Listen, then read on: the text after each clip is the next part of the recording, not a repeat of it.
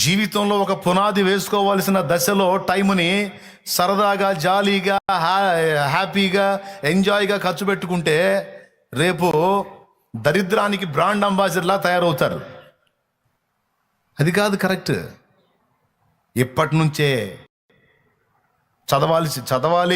చదవాలనే చదువుకి కేటాయించబడ్డవాడు చదవాలి, కష్టపడాలి. ఆడపిల్లలైనా మగపిల్లలైనా యేసు ప్రభు నమ్మారా అంటే వాళ్ళు డబల్ చదువుతారా బాబు అన్నట్టు ఉండాలి. వాళ్ళు సరిగా చదవరు సావరు అన్నట్టు ఉండకూడదు. కష్టపడి చదవాలి, జాబ్ సాధించాలి. దానికోసం మన వంతు ప్రయాస ఉండాలి. దానికి దేవుడు తన కృప జోడిస్తాడు. ప్రయాసపడేవాడికి దేవుడు, నువ్వు దేవుని బిడ్డవు కనుక దేవుడు అది సక్సెస్ అయ్యేటట్టు చేస్తాడు.